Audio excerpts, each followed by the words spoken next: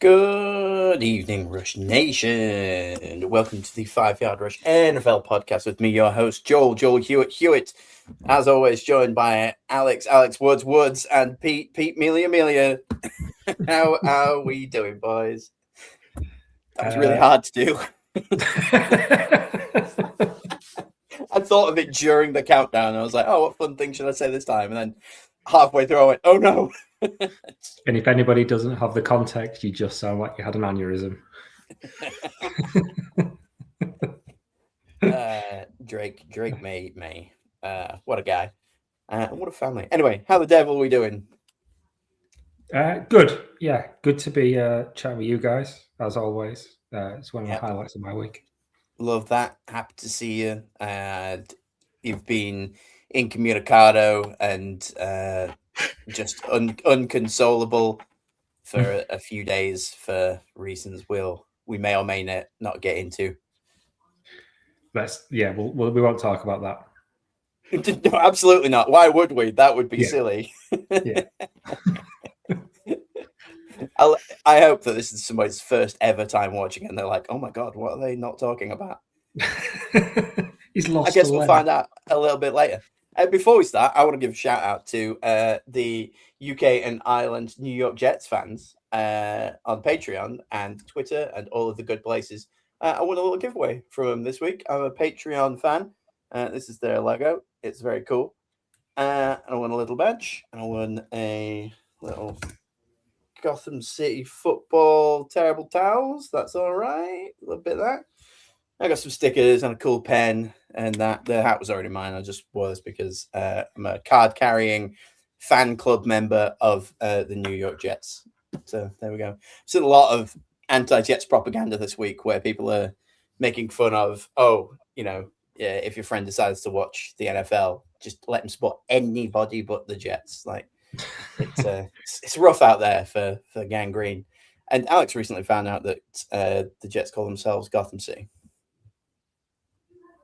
Do you not know that? No, because obviously, like everybody, I have watched The Dark Knight Rises.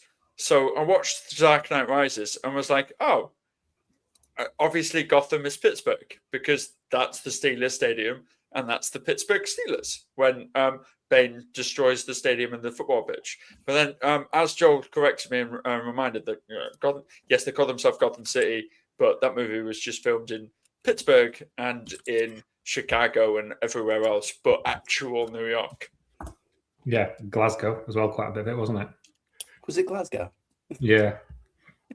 Yeah, most of them. Love to see Batman in Glasgow. That'd be great, wouldn't it? Oh, yeah, you're in another bad spot. It depends what Saturday night you're talking about. It's so good. Stop booing people in the comments. That's obviously on there cheering the Rams. No, that was me replying to Delta Quarterly Hall, who said Chelsea, and I assumed that they were looking at the color scheme and putting them together, but no, that would be the Rams. Gotcha. Yeah, just from Hype Nova Steve. Anyway, should we get on to, I think we start with a little bit of news today, aren't we? Yes, sir. News from the underground. Zazu, sir. News from the underground. What a week of news. I expect these things to slow down a little bit. Like, what in the blue hell is going on? I'm certain that this is the most hirings and firings and everything that we've seen, like, just literally as somebody is out of the playoffs. It's like, you've just lost the game. I'm really sorry. While you're in the office, here's a box. And if you could just fill it, and then that'd be grand. I guess we start with McDermott getting fired in Buffalo. That's the big one, isn't it? Yeah. I can see why they did it, but it could backfire spectacularly on them. There were definitely two camps. It's like, oh yeah, I saw this coming, and oh my God, why? Yeah. There's no, maybe that was an option. It is those two things. Why? I guess, Pete, what do you think? It is. Have we reached our ceiling with McDermott? I think that's part of it. But the confusing thing for me is that he got fired and Brandon Bean got extended. The GM promoted even, yeah, got promoted despite the fact that their roster's pants.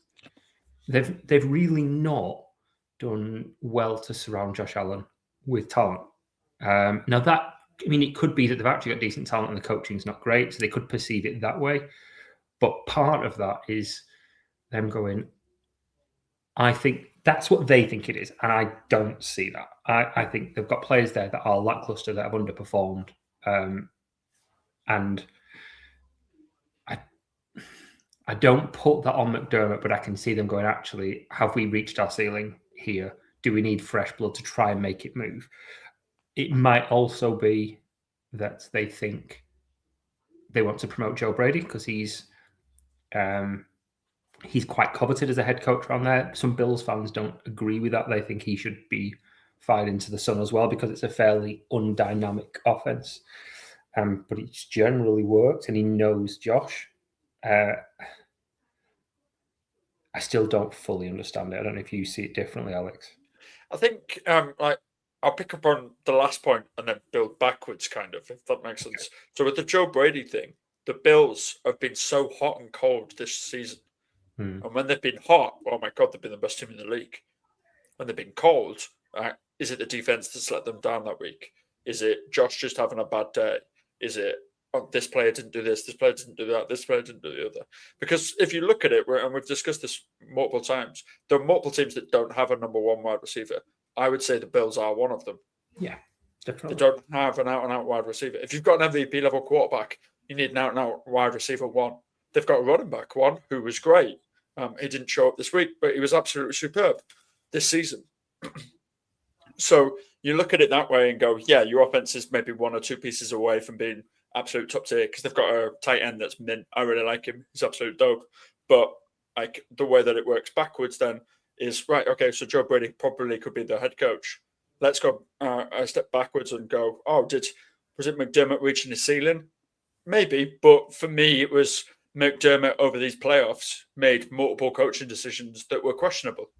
And multiple decisions that put Allen in a bad situation where he had to be a Superman last week and he had to absolutely ball out and go crazy and then kind of run out of steam this one, which is why he had the forced fumbles, which we'll get onto probably, and he lost the ball in the recovery because there were multiple positions where they made him vulnerable against that amazing pass rush right there.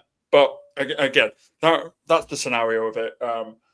He will find a head coaching job somewhere else, and he'll make a medium team very good.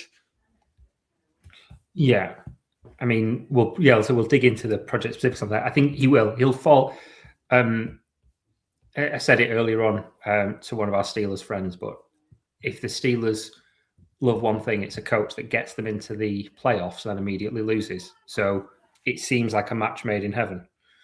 So it'd be interested to see if he goes there. I think it's probably going to end up being Flores, but it'd be interesting to see if he rocks up there because there's such massive turnover this year that there are going to be decent opportunities available. Ironically, he's left probably the most appealing. Yeah, well, our Steelers friend, Chris, he's not watching. He said, "Oh God, I bet Harbaugh is like gutted that he's like almost signed on the line for the Giants." And I disagreed with him immediately. I think that obviously, yes, fine. I've got a bit of a thing for the Giants at the moment, but that aside, I think you can set expectations slightly lower at the Giants. You're not expected to come in and win the Super Bowl. Whoever comes into Buffalo is expected to at least go to the championship game, if not, the Super Bowl. So I think Harbaugh now, if he went to the Bills, I just don't think he would make all that much of a difference.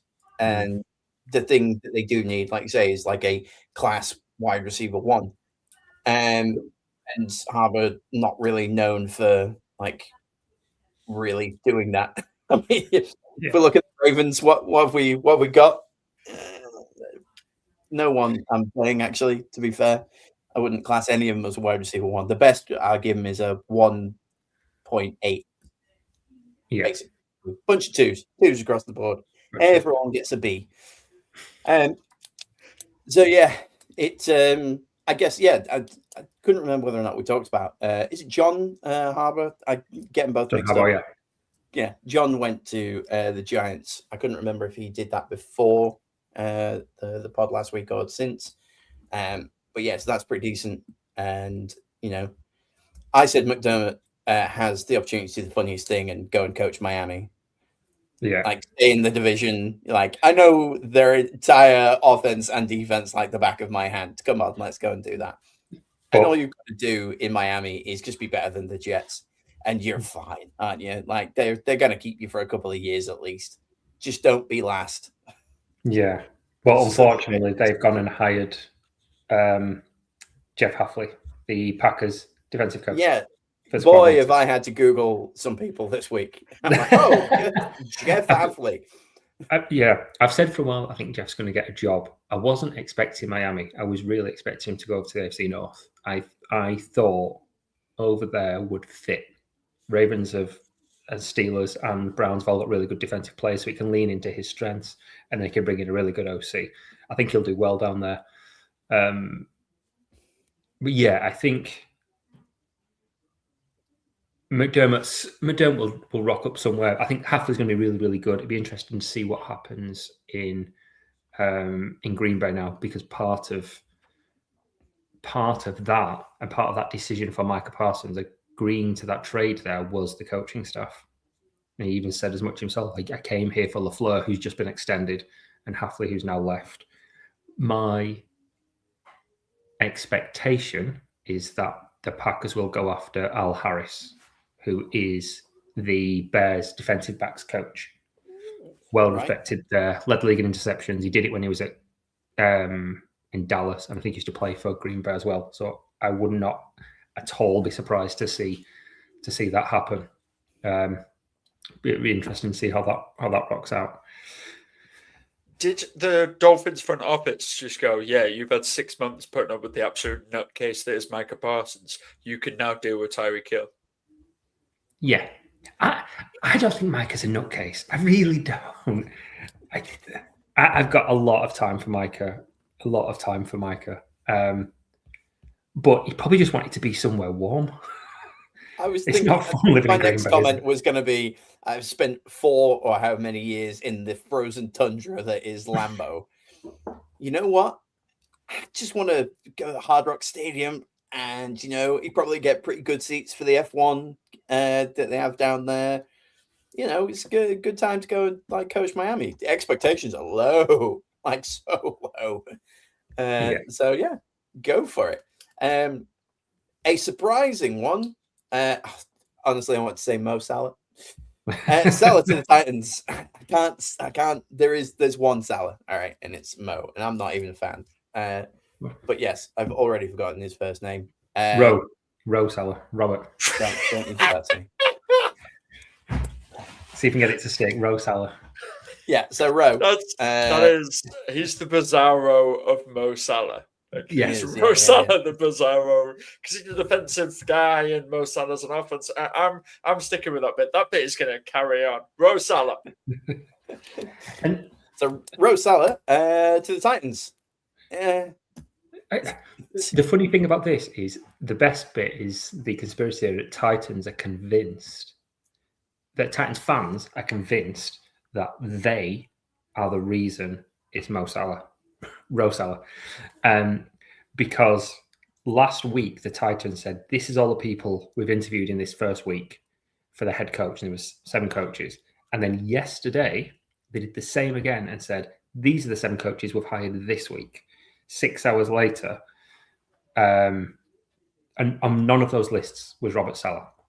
6 hours later, Robert Saleh's got the job. Because they whittled it down, they said it's now down to 2 finalists, Matt Nagy, who was the favourite for a long time, and Robert Saleh, who came in out of nowhere. But the visceral reaction from Titans fans, they think new GM and everything, trying to make an impression in Tennessee, wants to get the fans on side, and he bowed to fan pressure to bring in Salah instead of Nagy because nobody wanted Matt Nagy. And he only wanted him because the part of it was the Chiefs link as well, which we kind of talked about last week. I'm just going to bring it up. So this is like the official Titans head coach interview, tweet, Instagram, whatever it might be. So we've got a bunch of like coaches on there. No Rowe. Rowe cannot be seen. And then we go on to the other one that they posted up. Still no Rowe. So Yeah. it's like we interviewed all of these people, and the man for us is the what? Do you hire one of these guys, or do you take what's in the mystery box? And they're like, oh boy, what's in the mystery box? God damn it! So now the Blue Jets are just going to continue being the Blue Jets, aren't they? Like, I mean, a defensive coach when in a division where the opposing quarterbacks are 2025 CJ Stroud, Daniel Jones, and mind blank, Texans, Titans, Colts, and oh, you've done it to me now. Jags. Thank you. Trevor Lawrence, and Jags. And Trevor Lawrence. So having a defensive coach, they're going to have some fun with pickoffs and things like that. You can get at those quarterbacks. So it actually really works in the AFC South. I think it's a really smart move. The other way to look at it is... If you've got a good defense, it's the Titans. Yeah. It's no good being a defensive-minded coach if all of your defensive players are pretty toss. Like, You're 100% right. The other way to look at it is that you're coming into a division with a surging Colts where they did very well for half the season and then completely fell off a cliff. So let's say that next year they'll be better and hopefully not fall off a cliff. And your two other teams in your division just made the playoffs and made the playoffs emphatically. Yeah. But then lost emphatically. Well, one of them lost emphatically anyway, which we'll get to in a bit. But I'm not talking about really from Salah's point of view. If he thinks, I mean, they had all pros on defense in Tennessee and the special teams as well. So he's seeing there's pieces there. We've got a young quarterback who definitely flashed in Cam Ward towards the back end of the season. So there's room for optimism there. And I'd still have more faith that Cam Ward takes a step next year over Daniel Jones and a lack of picks because they traded picks away to go all in this season on the likes of Sauce in Indiana, and then he went wrong. Yeah, I think Bobby is probably going to do just fine. They've got a decent draft pick. Like, for me, get rid of it. Go and get a few extra picks. Get a decent, like, just go all defense. I think. Yeah. And then if you've got a defensive-minded coach, just let him build a brand new team. I've not looked at like free agency as of yet. Outside of, I think I saw a list of wide receivers, and it looked pretty tasty. Mm-hmm. Which they need, to be fair. Shout out to Sean Leak 14. I subscribed. Thanks, Sean. Big fan of your work.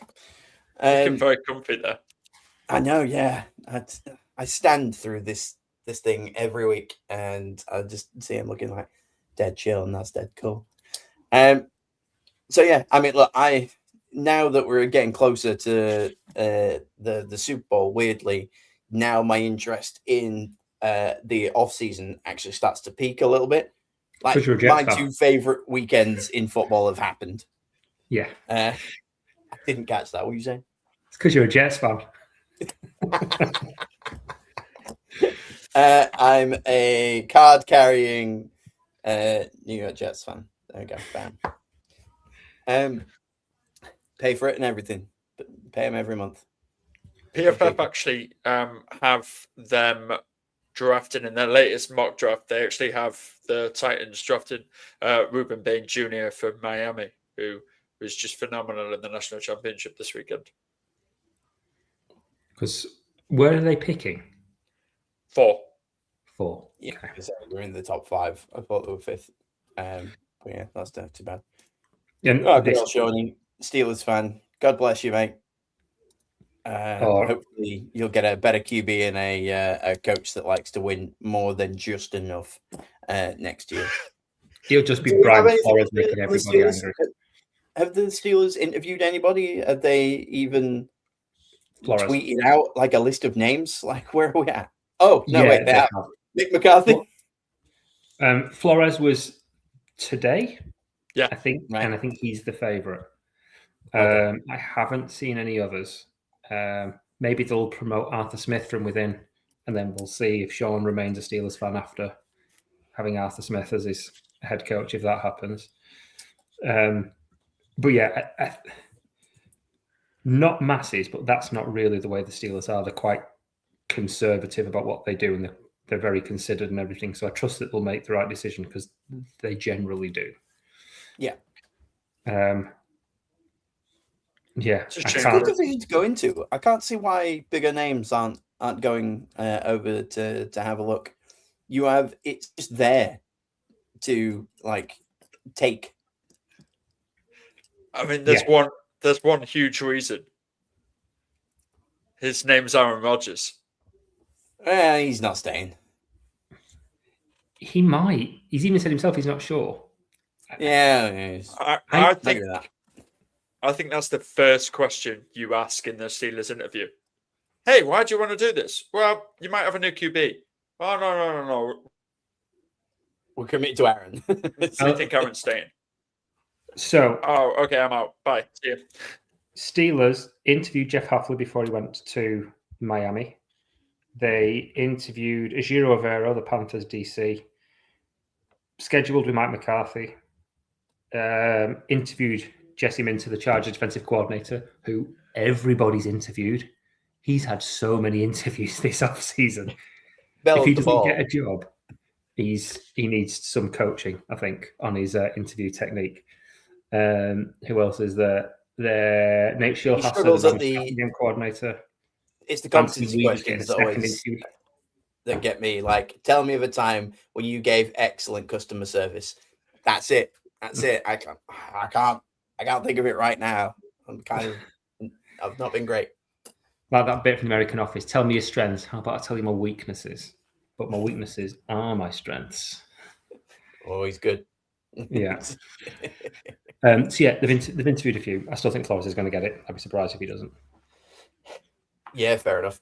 And then let him get his own QB from somewhere. Yeah. And then the other big one is in Atlanta as well. Yes, A-Town. You really did it, didn't you?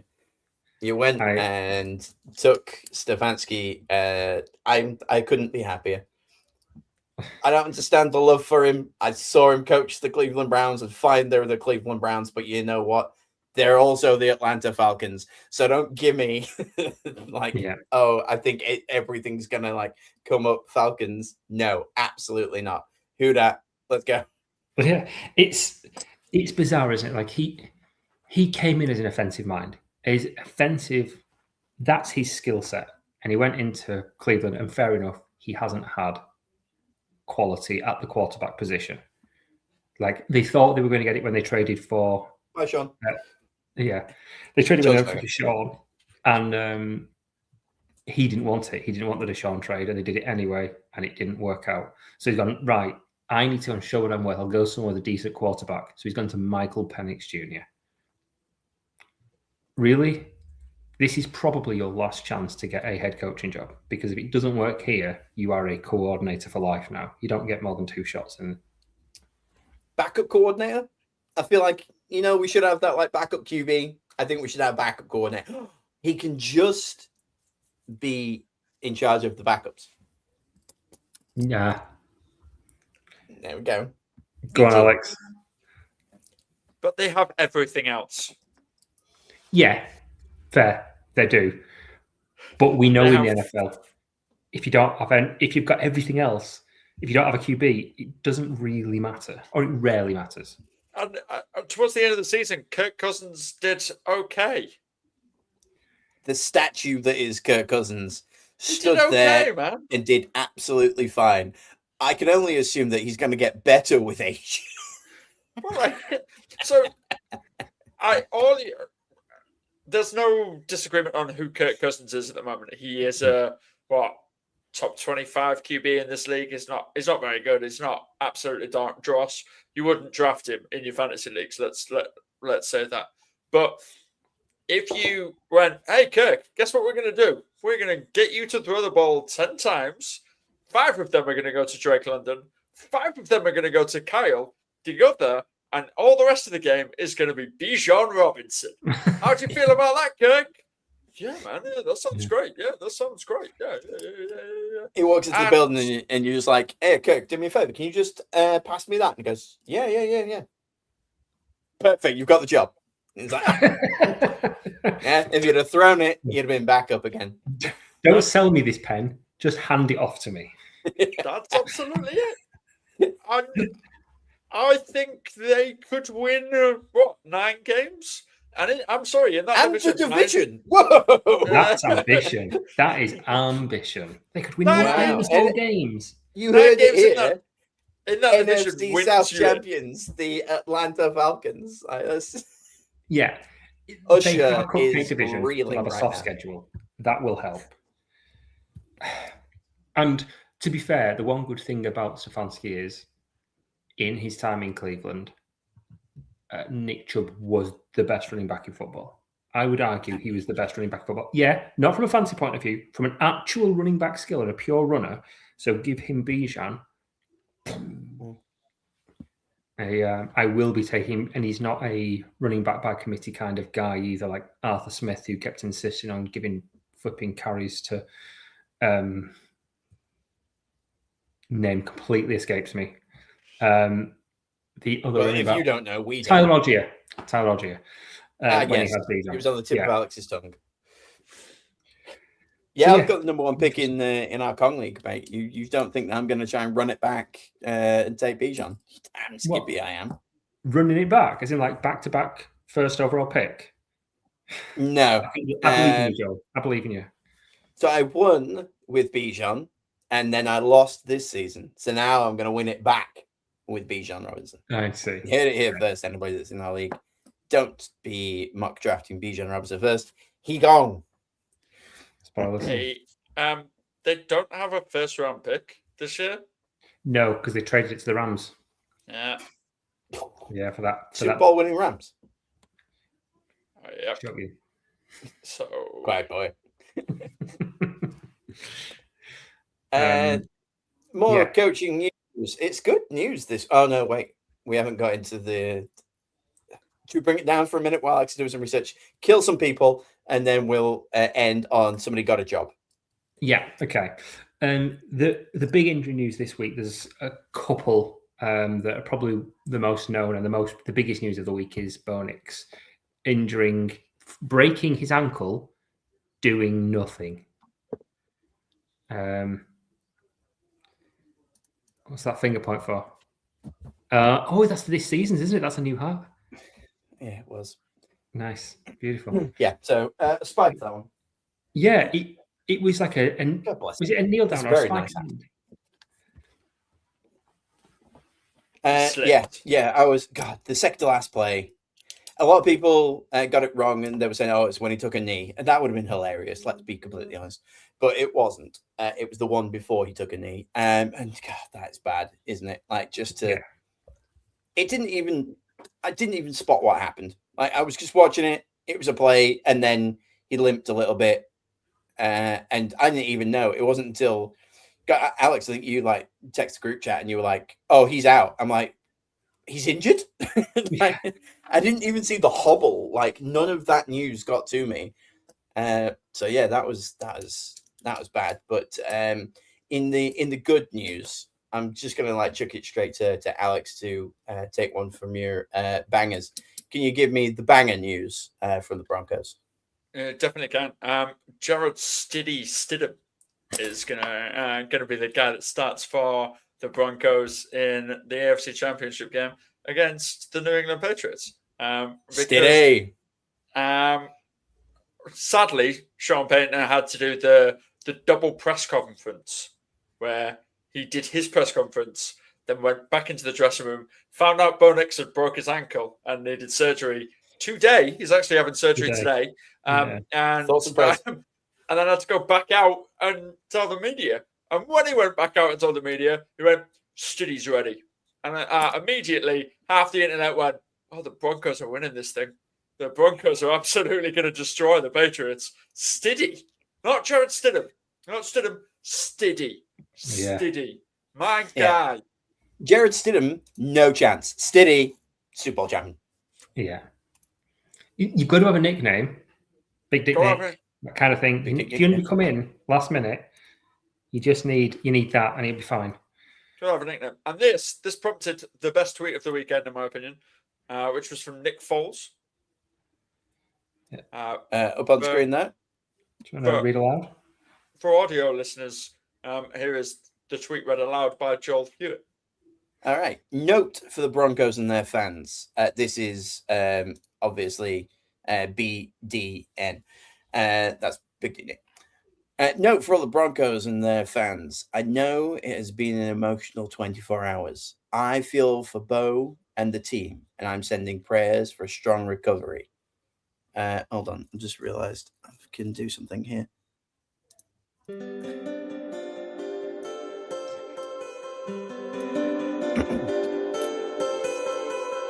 I'm going to start again. Note for the Broncos and their fans. I know it's been an emotional 24 hours. I feel for Bo and the team, and I'm sending prayers for a strong recovery.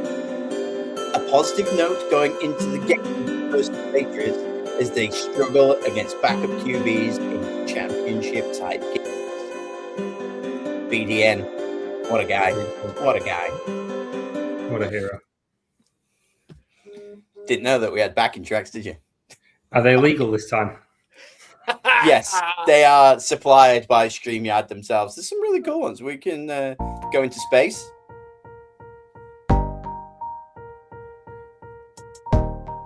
Yeah. I'll say the rest later. That's not going into space. That's going into a specific part of Baltimore. Thanks for applauding my chat. That was There's great. some canned stuff as well, so that's fun. Nice Nick Foles. God bless him for really saving the day for all of the Broncos fans, because the thing that they needed was Nick Foles to step in and tell them everything's going to be okay. And I believe him. Yeah. Steady, let's go. Steady. Yeah. So yeah, good times coming out of the Broncos camp. Keep your head up, everybody. Person of Doom, Pete, go on one more. Last one, Zach Charbonnet, which is quite an interesting one for Seahawks, kind of 1B running back. He's in that tandem with Kenneth Walker. He tore his ACL, and that means he will almost certainly start next season on the PUP. He'll miss the beginning of the season. More than likely, could probably miss the majority of next season, which sucks for him, and it sucks for the Seahawks because although it was a nightmare from a fantasy point of view, predicting where those points were going to go at that running back position there, he's been really, really good for them. And it also puts them in a bit of a tricky spot because Kenneth Walker's out of contract this offseason. So Kenneth Walker's about to get paid. Yeah. Or they draft running back, or they go running back in the 32nd pick when they won the Super Bowl. I don't think you have to, though, when you've got Kenneth Walker there. I think he does a bang-up job. Pay him the £4-5 that you actually pay a running back. We'll club together. We'll get a GoFundMe going, and we'll be able to afford to pay Kenneth Walker. Yeah, so that sucks for them, and it sucks for him, particularly as they're in a positive position. They look like they could go all the way. And it's a shame that he's going to miss it. It really, really sucks for him. I don't think it'll be a massive loss necessarily for the Seahawks over the next couple of games, but obviously if Kenneth Walker gets injured, then they're down to Velus Jones at running back. Yes, VJ. Yeah, more on him later. Ooh, that's a tease. Stay tuned. Love some of that. So then I'm going to bring it back up with. It's not even that great a hiring. Eric Bieniemy back at the Chiefs as OC. Yeah. So sleeping Is with he going to Bieniemy- end up as the head coach? No. No. Not won't. not this year. I'm just saying, is he there to then? I don't think so, and the reason I say that is because obviously when he was the hot ticket and he was after all those head coach jobs years ago, and everyone was like, "Why aren't they hiring him?" He then just got fed up and went to coach at college and was pants. He was bad enough that when he came back to the NFL, he's been the running backs coach in Chicago this season, and he's done an amazing job. To be fair, Swift and Monungai, the only tandem in the league where they both got 750 plus yards, and has made Swift look like a legitimate running back one. So he's done a great job, and that's not to underestimate that. But I think he just is a good coordinator. I don't think he's necessarily suited to be a head coach. But he's going to be better than Matt Nagy, because since Matt Nagy went back, they've sucked. I mean, if you're going to if you're going to promote somebody internally on that Chiefs, you promote Steve Spagnuolo. Yeah, completely. Stevie Spags. Yeah. I'm Because- just adding nicknames to people this week. That's the whole shtick. Yeah. So, but that'd be good. So it'd be interesting to. I think he'll do well there, and the team were really pumped. You even had like defensive players like Chris Jones being like, "Yes, get in," when he's Not back. Chris So, Jones. yeah. Who's their star defensive player? Yeah, fair enough. Oh. I'm sure he is sat on his couch with his little fluffy slippers on, not being in the playoffs. I somehow don't think they will be little. I'm there that they'll be fluffy, but I don't think they're little. Do you think I could use one for a sack race? Is that what you're saying, Alex? I was going to say you could probably use it as one of them little feet warmers that I've seen mums use, like underneath a blanket that are like that's really microwavable. nice. And you can like do that, and you put both feet in, and you just feel all toasty and cool there with your little like grey blanket and a hot chocolate with like a velvetizer or something. I can really see that kind of you living that life there. It'll go nice with the scented candle that I currently have lit. Just get that out there. Yeah, it's got some. Is that the slime from Ghostbusters too? Oh, It that's got a bit of a. Yeah, it's got a little bit. It's coming to the end of its days. We are on a vanilla and strawberry at the moment. The cherry one ran out, so there we go. Pour it into a toaster afterwards and let us know if it starts dancing. Playing a bit of Jackie Wilson. You're on. That's the after credits that we got on this one. On to Bangs and Trash. Totally original, legal and distinct bangers and trash audio. Back to you in the studio. Gets me every time. Completely forgotten that is still the audio for that, even when you referenced it earlier. Bangers and trash. I mean, clearly now at this point we're just talking about the playoffs and everything that we enjoyed, like from here until the end of time. So I'm gonna actually just stick it in as topic of the show. Sweet ship music. Some of you eagle-eyed viewers will notice that we've made a couple of Shawn Michaels references this week, and that's Heartbreak Kicks and Championships is the name of the show. And that's all because NFL memes like tweeted out, and they're like, if you're big fans of Shawn's and Mick's, then you're in for a hell of a weekend, because we have two Shawns and two Mikes in the playoffs. And then that led me down the path of Shawn Michaels, and here we are. What are the chances, man? Like, it's Mike's and Shawns, baby. Mike's and Shawns. Yeah. I mean, good coaches as well. They are, if nothing else, you've got four very, very good coaches in there, and I don't think that's a coincidence. You've not got anybody being carried by a good roster like Philadelphia last year. We'll get on to good rosters in a minute, but should we talk about the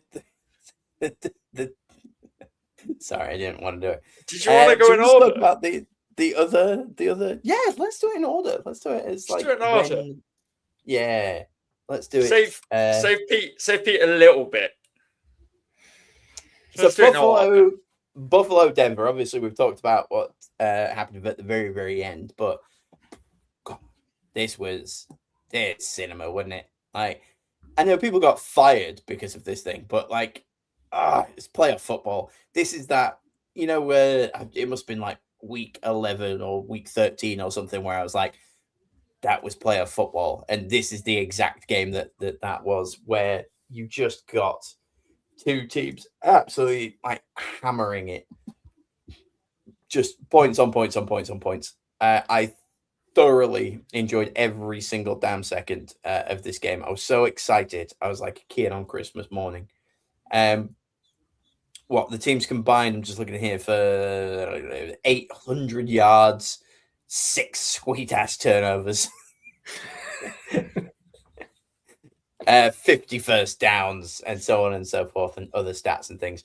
I'm going to start with turnovers. What an absolute weekend for turnovers. And Josh Allen getting the thoughts and prayers treatment on social media, whereas Jalen Hurts who had similar stat line, getting very much, he cost them the game. I know box scores shouldn't be it. You watch both games simultaneously.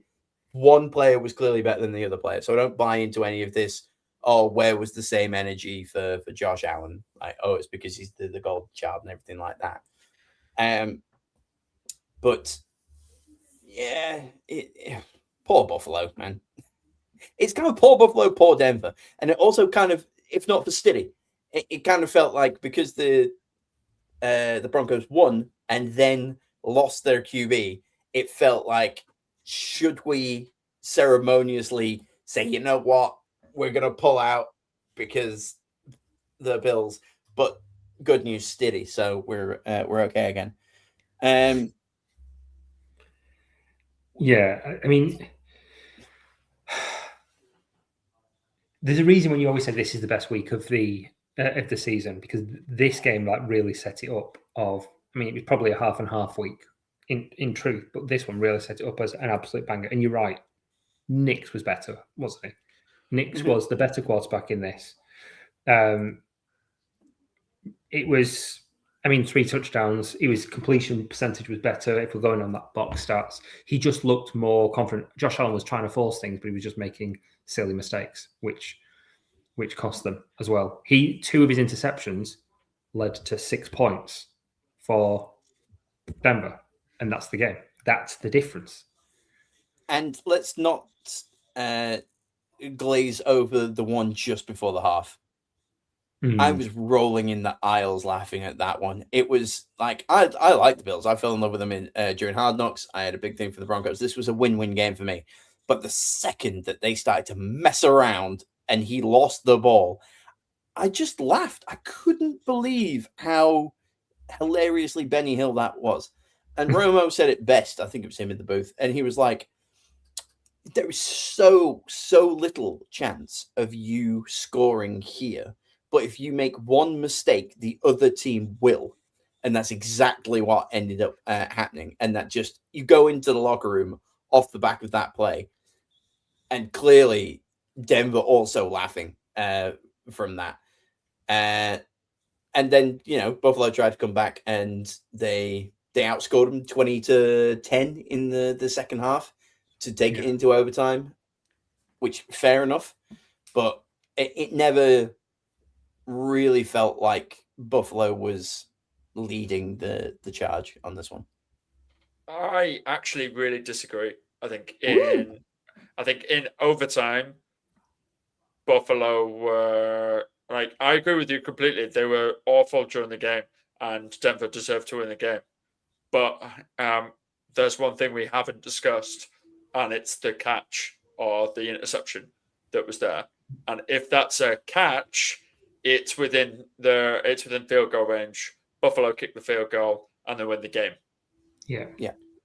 And we're not even talking about that. And I don't know about the rest of you two, but I personally think that's a catch. I don't understand how that's an interception in any way, shape, or form.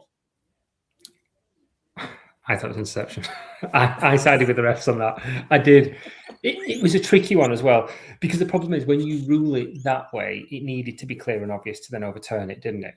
They review all of them, and if it's not, if you go, you can't overturn it. And personally, my gut feeling on it was interception. Look, there was no decision that wasn't going to anger the other fan base.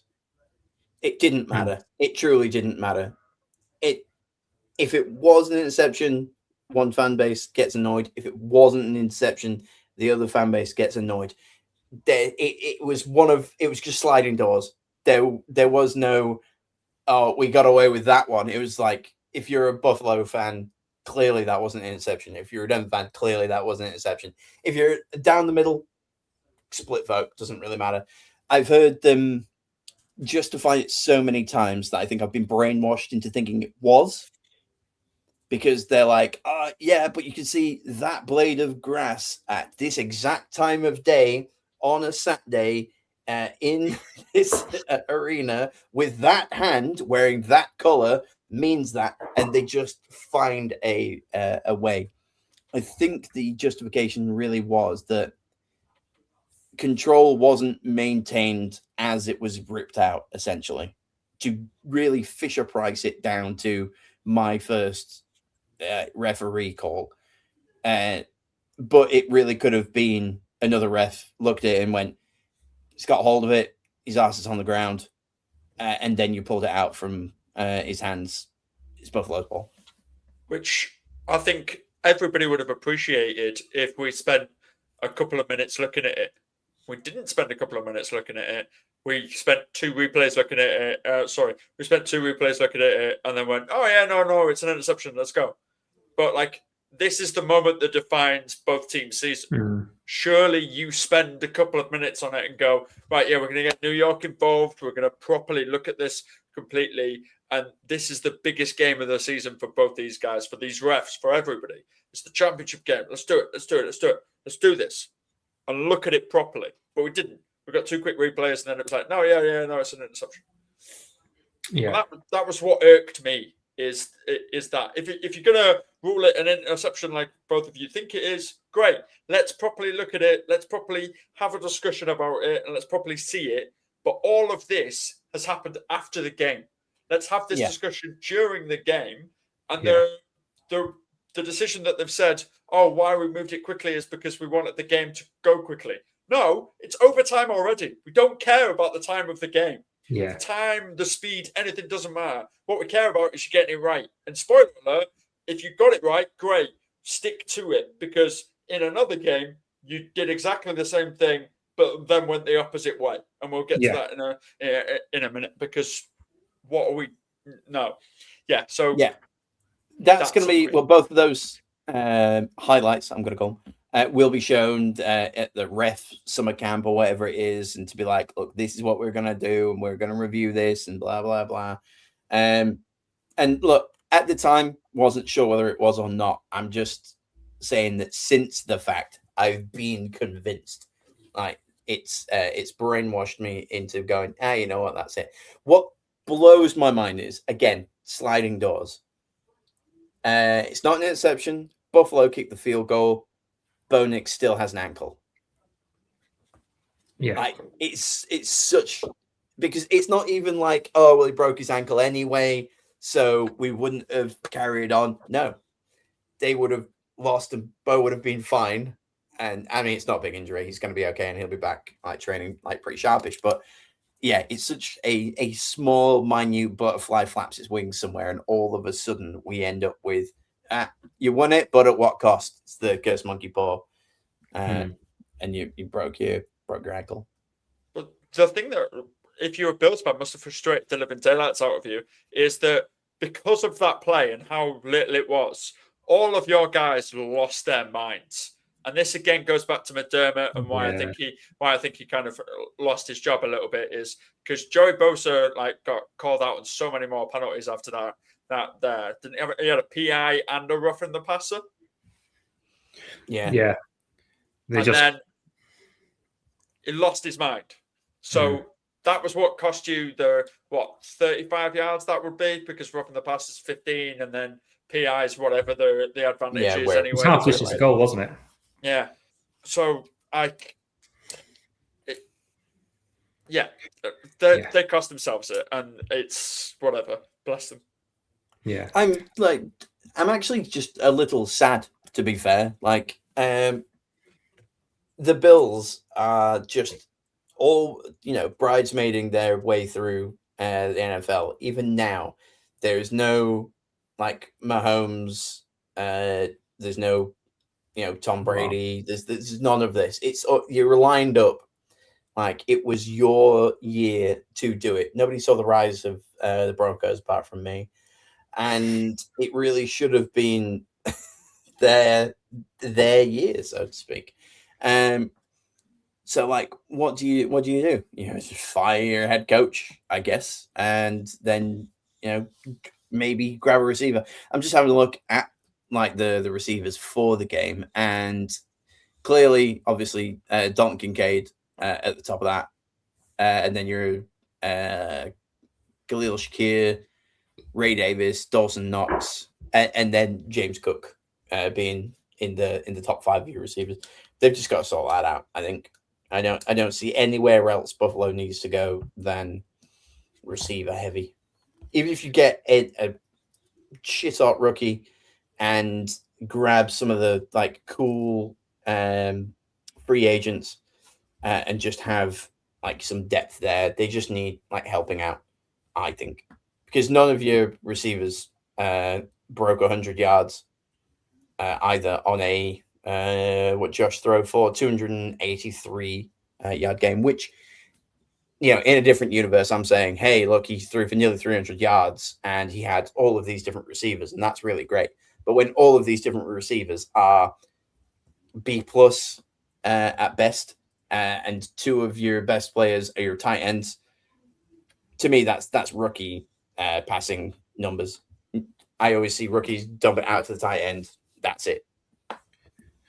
Yeah. Whereas Bo Nix, we didn't see Cortland Sutton until the 4th quarter, I think. It was insane. When they said, and that's his first catch, I was aghast. It was just, I could not believe it. And he only ended up with 4 for 53 yards, which is enough to make him the 3rd highest receiver on the Buffalo team. Can I give a bit of a shout out as well on this to James Cook, because he'll probably get lost in the fact that they lost that game, but he had another cracking week. 24 carries, 117 yards on the ground, another 24 through the air as well. He didn't get in the end zone for the 2nd game in a row, but he played well. And I think it's really tricky when somebody loses. There's a need to place blame, and I think that's why part of why McDermott's gone. I think it was just a football game. It was a close game by 2 very, very good teams. They were up against the 1 seed. No, it was a close game. They lost a close game in overtime. These things happen, and I think it can be a bit of death by analysis. It was an entertaining game. Both teams played well. I would rather see Josh Allen in the championship round over Stiddy. Oh, besmirch Stiddy. But I would rather see the Broncos with Bo Nix than the Buffalo Bills, because although it has to be said as well about Josh in this, that his stats and Bo Nix's were very, very comparable. I think Nix was better, but also there's a distinct difference in the quality of defenses as well. The Broncos have got a much better defense than the Bills do. Yeah. Because Sean Payton's paying them to hit people. Well, yeah. What? Allegedly. No. Oh, gosh. Thank you. God, that was close. Oh, Sean Payton's lawyers were coming to us. Yeah, he was charged. Allegedly. Yeah. Is what? No, he was charged. He was, as in when he was in New Orleans, he was charged with. Yeah, but allegedly at the Broncos is what we're saying. We're not saying see. that he is or he isn't. But I don't know Once- whether he is or he isn't. Once a cheat. Yeah. Go Saints. Did you see the press conference as well before the game as well, where the person, one of the interviews was asking about having a linebacker back and running downhill, and he was just, is such an unpleasant person, Sean Payton. Just giving him grief. He's like, what do you know about it? What do you know about it? Like, he's just a clown. I I'm love not a him. fan. I love him. He's such a he's a dying art. Is Sean Payton? Everyone's going to be Sean McDermott going forward. That's the new like prototype. But boy, Sean Payton, I hope he coaches for another decade. Easily can. We've seen the ghost of Pete Carroll like carry the Raiders to the #1 pick. So let's just keep trotting out Sean. We'll wheel him out. We'll defrost him once a week. We'll just keep that husk going. Alex. Although I will say the movie Home Team that is based on Sean Payton With Kevin James. With Kevin James is a very, very, very good addition to the art of kind of good-ish football movies. Is it?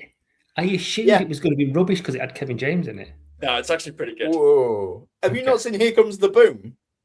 Here Comes the Boom is mint, bro. Thank Here Comes you. the Boom is awesome. Thank you. Mainly Mole because cop. there was an actual like MMA fighter, and then he does what can only be described as the gritty with a 10-year-old, and is like really, really excited because he's learning to be an American. Really now it probably doesn't translate.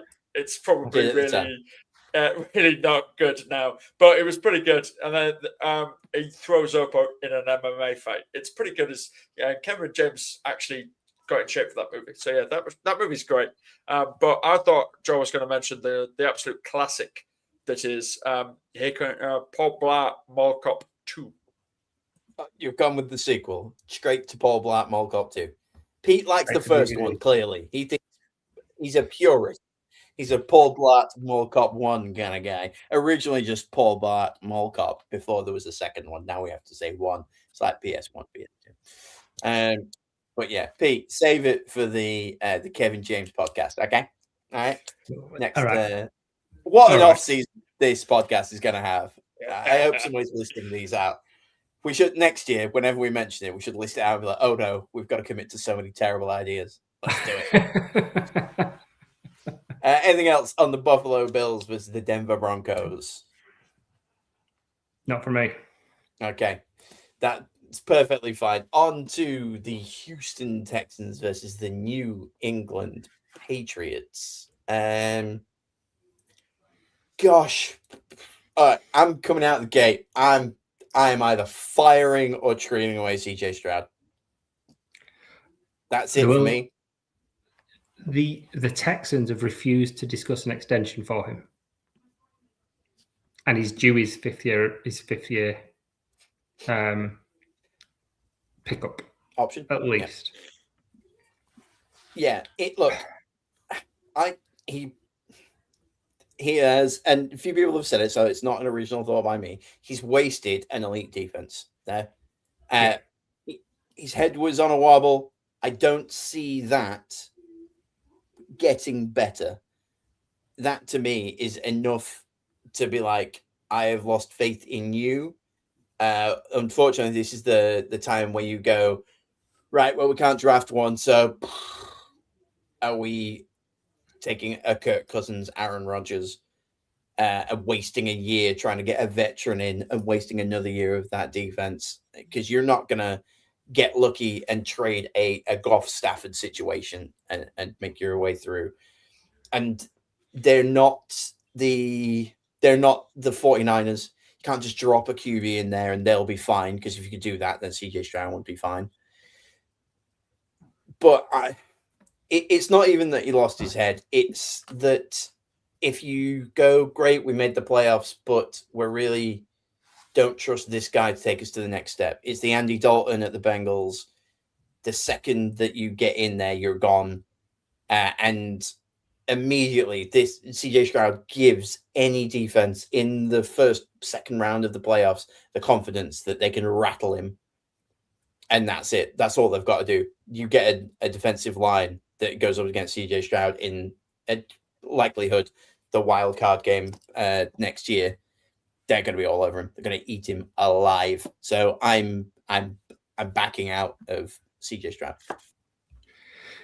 Yeah, the most damning thing for me was when it finished and he was interviewed afterwards, and he says, "I'm still picking up the offense." Like, you're 2 weeks into the playoffs, and your defense Alex is retreated so good. into his jumper for anybody listening. Yeah, you've had, because that defense is so good, you've had so much time on the field, or so many opportunities to have time on the field, because they're a nightmare to score against. That's not acceptable. That is absolutely not acceptable to say I'm still learning the offense at this point. It's just not. He has got some valid excuses. The line sucks, I think, because they haven't, because the defense is so good, because they're not in a position really to draft his replacement. I think they have to go O-line this coming draft, and that will make a lot of sense because it will give him a better opportunity, put him in a perfect position, give him no excuses, see if he grows. And if he doesn't, a strong O-line always helps a rookie coming in. And if it all goes tits up, just go and sign Mac Jones. Just pick Mac Jones up because he's just a backup in San Francisco, and then see if because you only need to be league average with that defense. I mean, that's all he's really had to be so far, but his head just went. He looks so different from rookie CJ Stroud. I don't know what's happened to him, because this isn't just, I know he was without Nico Collins. I know he's got a bash line. They are mitigating circumstances, but they're not mitigating to the point of how he played this week. It was sticking his lip out like he was Cam Newton in the Super Bowl that did it for me. He didn't. The funny thing about American sports, above any other country, is they're all about personality and whether or not you are a team leader and how you present yourself. And moping on camera with your hands in your pockets is just schoolyard, and that I hate. That's why I hated Cam Newton. Even when he convinced me to like him, I remembered what he was like when he was in the Super Bowl, and that was enough for me. So CJ Stroud just, he had the defense just kept giving him the ball, and he kept giving the ball to the other defense. Like, it's unacceptable. And look, I couldn't do it. That's fine. It's easy for me, 6'2" in Yorkshire, to say that I could go out there and do it better. Absolutely not. But you know what? I wouldn't mope. And the bizarre thing about this is that as bad as he played, as awful as he was, let's just read that stat line out there because it does tell a lot of the story. Under 50% completion percentage, 1 touchdown, 4 interceptions. And yet, going into the fourth quarter, it was a 1-score game because that defense is that good. The question that was made at halftime, and I saw all over social media, was why are we not dressing Davis Mills? Yeah. Why are we not? Davis Mills would give us a better opportunity to win here. Davis Mills isn't a turnover machine. Davis Mills can see over the O-line just by looking up because of the size of the man's neck. Like, he is the human periscope. He's a human periscope. He's an absolute weapon. So if you're the Texans, right, I'm looking at ESPN's mock draft for literally pure difference because I don't want to go all the way through PFF and just glaze them. But they've got them drafting Emmanuel Pregon from Oregon, and Oregon did really well in the playoffs this year, and Pregon is ranked 4th in guards that they're going to be coming out with. So that would be immediately great for them, and it would be an upgrade. But we've talked about Davis Mills when he came on, when CJ Stroud was injured earlier on in the season, and Davis Mills won them 3 games. And we were like, why have we not seen more Davis Mills? Why are we not doing this? So can we see some more Davis Mills, please? Because I think that he would do an equal job He wouldn't be as flashy as CJ Stroud. He wouldn't be as mobile. He wouldn't be as runner. But hey, you don't need that. You just need a basic white man to be able to do it. And that's David Mills. That sounded really bad, but you understand what I mean. I know what you mean. Yeah. Yes, That sounded absolutely. awful. So I apologize. The thing is, the really tricky position that puts the team in is if you do that, if in the divisional round you pull your starting quarterback for Davis Mills, you're basically condemning them to the scrap heap. They are done. They're certainly done at that team because Tell that to Bryce Young, mate. I disagree. I absolutely disagree. In a divisional round, when you've won 10 games, is very different to your rookie season when you are playing bad and you've got poor protection.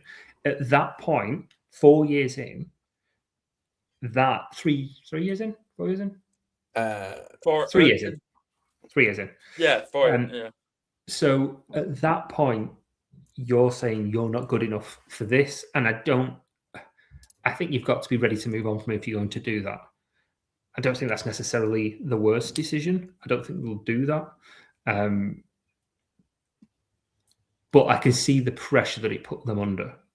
I can absolutely see why that was, we can't really do this, and throw Davis Mills in there. And also, yes, Stroud wasn't great, but we have to give some credit as well to the Patriots, because the Patriots have been they've been a top 10 defense all season, and they were playing out of their skin. Did they actually beat a good team, though? They beat a good defense, but did they actually beat a good team? Like, if you get ball turnovers, you're going to win the game. All week, well, not all week, but for the past couple of days now, it's like, look at the Patriots like road to the championship game, and in hindsight, it looks a little bit like a joke. We knew that they had one of the top 3 easiest strengths of schedules. So that's perfectly fine. You can't blame them for that. They sucked last year, so like it's their prerogative to do so. So they look good because they are competent, but nothing really wowed me. But is that just good football? Like, I wasn't there being like excited by the Patriots. I was just there watching a football team play football against a football team try and play football, or at least half of a football team play football. It's defense to keep trying to keep them in. They're Southgate's England, aren't they? Basically. Here it is. They're good, very good defensively, really boring to watch, which can sometimes hide as being not very good, and beating bad teams and getting there. And they'll get to the Super Bowl. Spoiler. Now they go up against a backup. I mean, look, love to Stiddy, but like it's again the New England Patriots. If they win, it's going. The headline will be they beat a backup QB and now they're in the Super Bowl. The meme that I've seen is the Jesse from Breaking Bad. He can't keep getting away with it. Hey, look, every other team had the opportunity to leapfrog the Patriots. And they did not take it. But yeah, I guess we've spoke a lot just about CJ Stroud on that. Any like takeaways from the Patriots themselves? Good, bad, ugly. They were good. Drake May got 3 touchdowns. You mentioned earlier on, there's a lot of interceptions. One of those big things, I said it the other day, this week there was 12 touchdowns, 12 passing touchdowns, and 13 interceptions, or the other way around, maybe 13 and 12. But either way, it was pretty much 1-for-1 touchdowns and interceptions, whereas Drake May, 3 touchdowns, only the 1 interception, which is elite this weekend. I think the only person that didn't throw a touchdown this weekend, the interception, might have been Sam Darnold. It was. Yeah. Sorry, Sam Darnold and Matthew Stafford did throw one, but it wasn't given, but we'll come back to that. I wasn't. I'm not even going to mention that, man. We'll come back to that. We could skip the whole game. But May is good.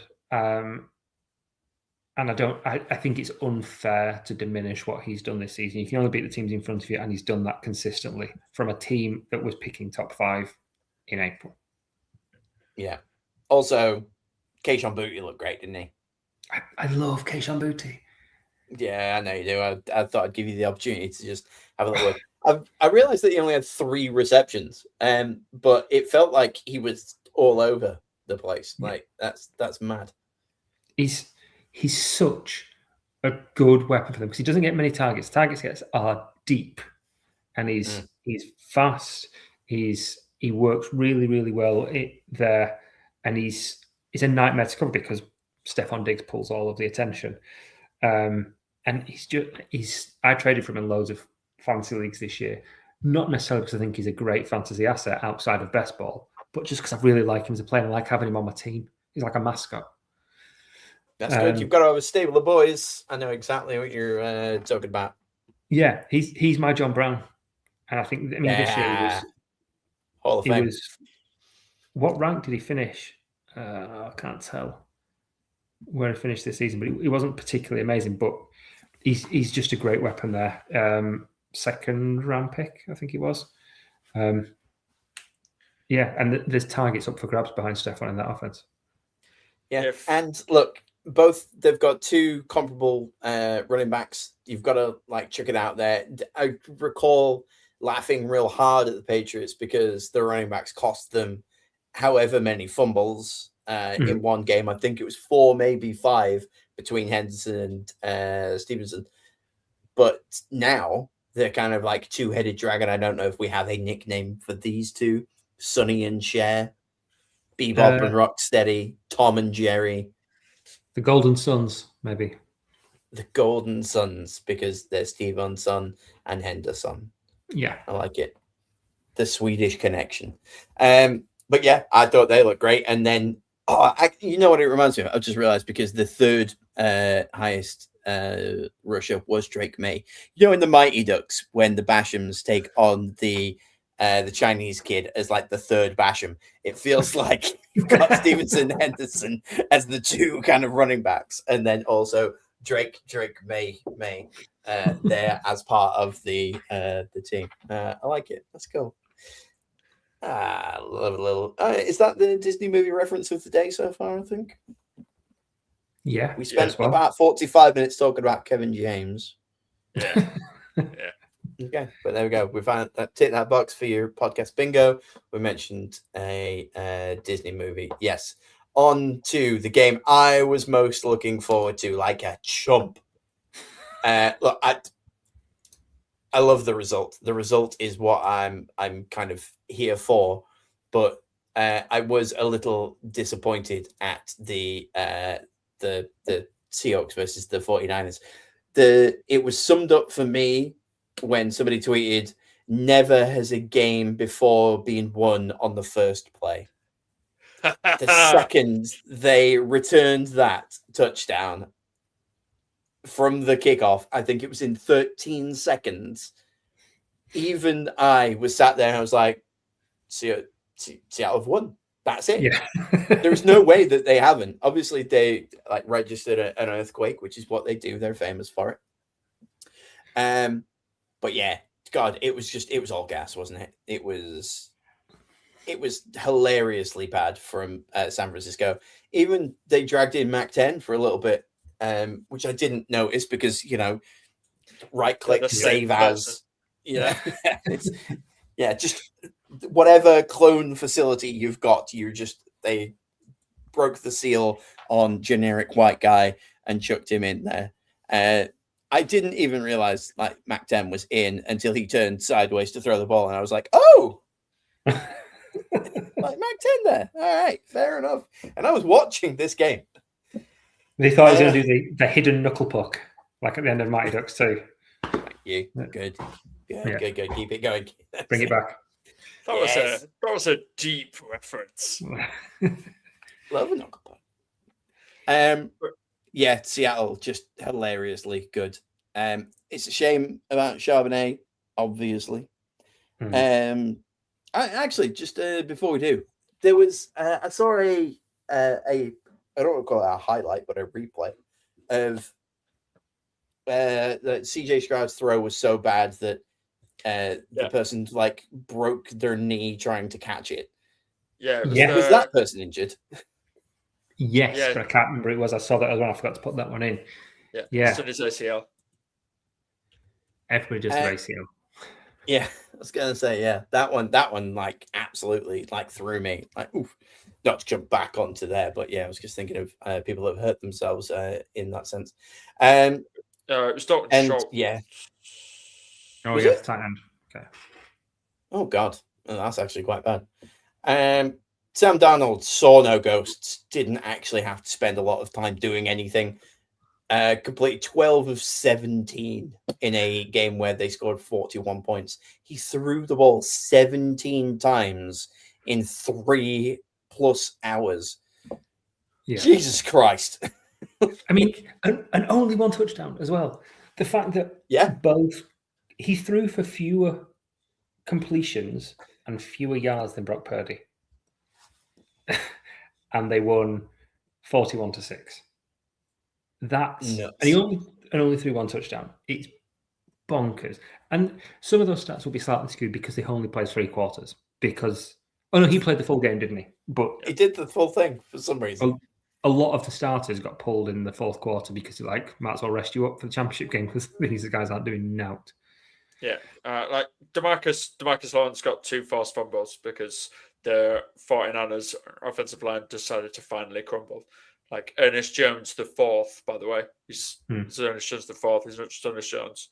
He is the 4th one. Like he also got a forced fumble, and like this is the difference. It's completely that. Like I saw somebody tweet out what happens when Glock Purdy and Mac 10 run out of bullets. This game is exactly what happens. Yeah. I don't know if this is just them trying to shoehorn in a name, but in the pre-game warm-up, they were talking about the Seattle defense and they referred to themselves as the dark side, and I don't like that. That doesn't feel like I can say that. And this podcast definitely can't. Like, there is not a great deal of representation. Alex might be the whitest person I know. But he's also ginger, so he's a minority, so it's fine. That's that's a good point. Yeah. That is a good point.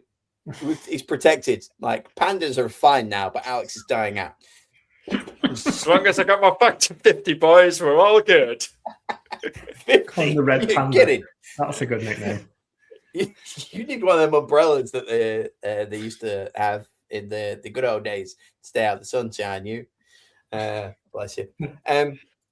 I want to throw it out to Rashid Shaheed. What a generational game that boy had. He was everywhere, and I just absolutely loved it. He was rushing, he was receiving. I think. I was just having a look at his receiving stats. Is 0 for 0. He had 2 targets, but he didn't catch any of them. And he's probably going to have to step it up now with Zach Charbonnet being out. But 2 carries, 27 yards. Kenneth Walker obviously did Kenneth Walker things and did the hat trick of touchdowns. So yeah, just wanted to chuck that one out there because Shaheed just nailed it, loved it, enjoyed watching him on there. Go on, Pete. I was just going to say as well, the fact that they did this with Jackson Smith and Jigba getting 19 total yards is bonkers. I mean, he still caught the touchdown, which was was very, very good touchdown. It was a very, very good touchdown. I forgot about that. But 19 total yards as well. Like, it's all right. We've got rid of your main weapon, despite the fact that our defense sucks because everybody's injured, which is obviously the issue for San Francisco. But it wasn't the defense that let them down; it was their offense. They couldn't do anything. Bonkers. Christian McCaffrey did everything that he could do to try and carry the 49ers. 11 carries, 35 yards, 5 receptions, 39 yards. He was there. Whenever you turned, that man was just like a ghost. Just all over the place. He just kept popping up and scaring people, but didn't find the answer. One quick shout out, and it's a media shout out. Can we give a shout out to Will Gavin? I don't know if you've seen his clips over the past couple of weeks. Gavin, the TalkSport 2 commentator, who is the English guy getting loads and loads and loads of recognition for his absolutely amazing job. Yeah, he's been awesome all throughout the season. I've followed him all this season, and I think he will get a USA job next year.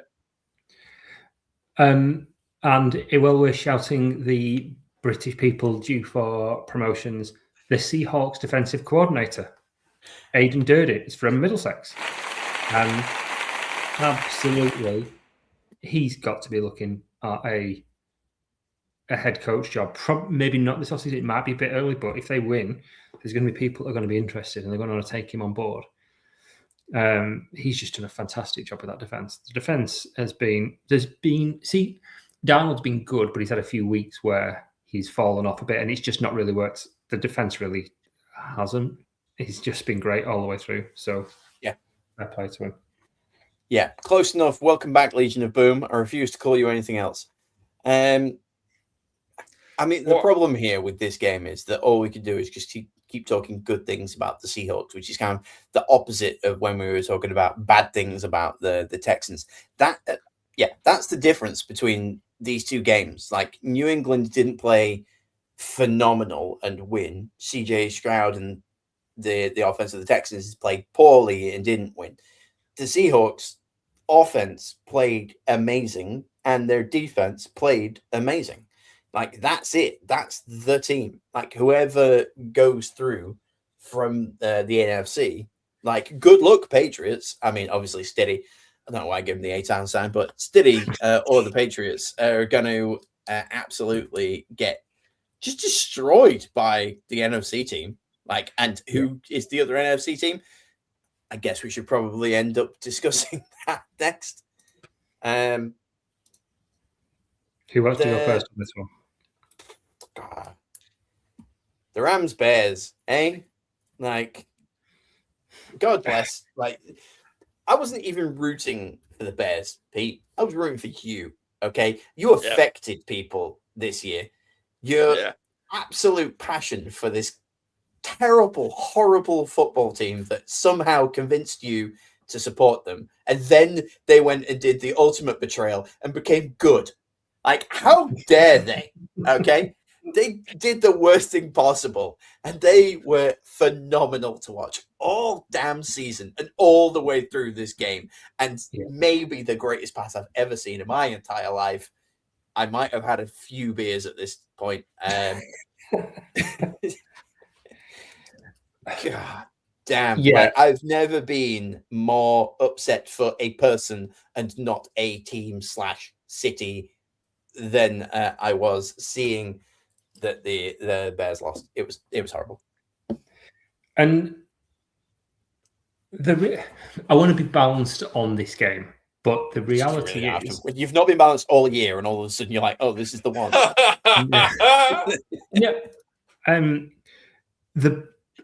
The Bears were the better team. What really surprised me in this game, that just completely shocked, was that the best unit, special teams, offense, defense, on that entire match was the Bears defense. And that was completely unexpected. Now, going into the season, the Bears defense their secondary was seen as a strength. So having Jalen Johnson, Kyler Gordon, Jaquan Brisker, Kevin Byard, Tyreek Stevenson, and then obviously Nashawn Wright came on and started to did really, really well with the interceptions, and they signed CJ mid-season as well. But they've been so beat up, and even when they started to get healthy, one person would come back and someone else would go out. Jalen Johnson's admitted he's not fully healthy. The linebacker core, 66% of the starting linebackers were out this week. So I messaged you before and said, I'm going to give you a detailed reason why I think the Bears are going to lose this game. And all the reasons that I gave, I said, actually, the wind has slowed down now. I thought it was going to be really bad if the wind picked up for the Bears, because I thought the Rams will just pack the box and it'll be an issue. The Bears' defense was awesome. Brisker, Gordon, Gardner-Johnson were all over Stafford. He got sacked so many times. And the fact that they've been a really, really good offense with a turnover reliant defense all season And the fact that they lose when the defense finally puts it together is so frustrating and so upsetting, because you could see it was theirs to win. They dominated time of possession. They really limited that Rams pass attack, which was a shame. But the offense just didn't work. And again, I'm not going to blame any one person. There's a lot of people blaming, whether it's, I'm not going to blame DJ Moore because he made some really big some big catches in that game. He made a mistake. The J stands for jog, by the way, in DJ Moore. Yeah, don't jog more. Yeah. So there's DJ Moore in there. Some people blaming Caleb for an errant throw. I think that rep was a bit of both, and we can go into that in a little bit more detail. Well, no, let's because I'm so happy Caleb went the opposite way than what I thought he was going to, and I don't mean the pass. I mean that before he was drafted and the way that he was in his rookie year and his dad and all this, that, and the other, I just saw Cam Newton. And then in the press conference when they were talking about the DJ Moore thing, he was thoughtful. He explained the situation. He blamed nobody. He had a really, really nice like knit jumper thing on. That swayed me a lot, to be fair. And I just thought he sounded so mature. And I was like, God damn, like, well done. Just changing the narrative on yourself. I completely turned around. Won't have a bad word said about him. I hope more men start painting their nails. Yeah. He did well on that. And there were a lot of drop passes, and we talked about this before, that there's going to be more drop passes because of how hard he throws it. We talked about this last week, and it's going to happen. And it was really, really cold. Yeah. But the first drive, Rome Odunze had the ball in his hand. It was slightly behind him, but it was in his hands on the goal line. It was a touchdown. It should have been a touchdown. They came out with nothing.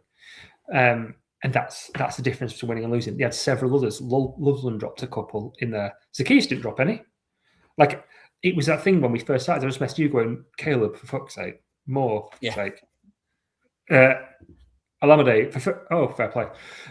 Because he didn't. And he's the only one that didn't. He only had one reception. Yeah, but he didn't drop it. 100%. Exactly. And that's all we can ask for.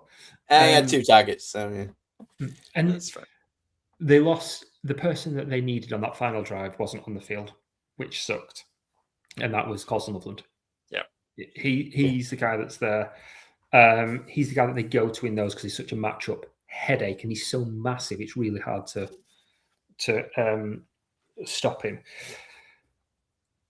I don't blame Ben Johnson for going for not going for 2 points at the end. His logic was right, and I stand by it. And the logic was our short yardage situations have not worked all day. They hadn't. They'd kept failing on 4th down on all the short yards. It just not worked for them. They were playing better than the Rams, and it didn't matter. He wasn't worried about the Rams scoring again because they weren't doing very much on offense, and they didn't. There was one miracle pass that carried on that overtime play with that unbelievable catch from Devontae Adams out on the sideline. It was so good, but the Rams weren't doing very much.